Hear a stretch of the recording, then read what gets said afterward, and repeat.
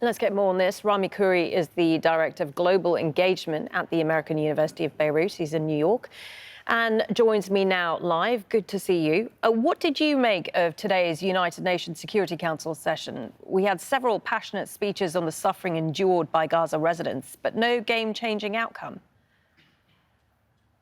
No game-changing outcome. None was expected. This was a consultation. It was a meeting of the council that was basically designed to test each other's position, see if there's any new approaches being offered, see if people are demanding anything new or willing to give something new.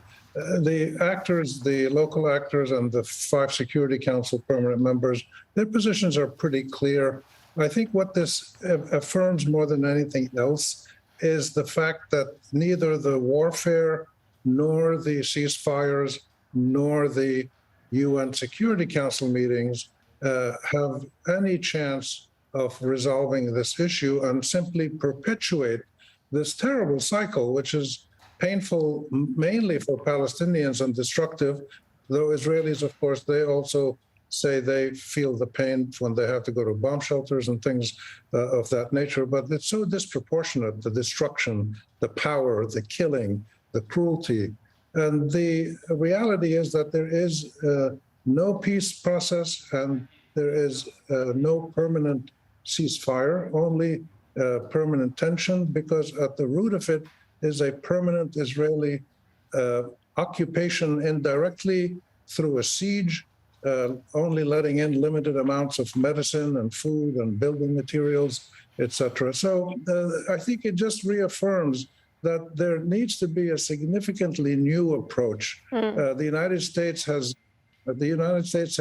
monitored the peace, has marshaled the peace process, so-called peace process, for about 40 years now, with virtually no real success. So there has to be something new. Well, exactly. There needs to be a change to this cycle. I mean, what is it going to take to change the will of the parties involved to bring about something more permanent? I think we can see in the Iran P5+1 negotiations that seem to have reached the point of success in the last day or two about Iran's nuclear industry and the sanctions against Iran. To achieve success in a really difficult situation like this, or as happened in apartheid South Africa, you have to give both sides their bottom line. The most important thing for both sides that is seen to be legitimate internationally has to be acknowledged.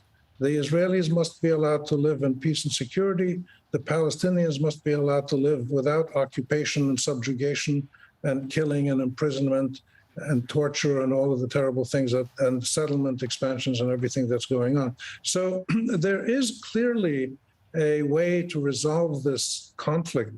And the fact that the Israelis and the Americans and others keep occasionally saying we still are committed to the two-state solution is not very significant, because they don't really seem to mean it, because their actions don't move in that direction. So rhetoric without action is really just a waste of time. It's cruel. People feel there's something where there isn't anything.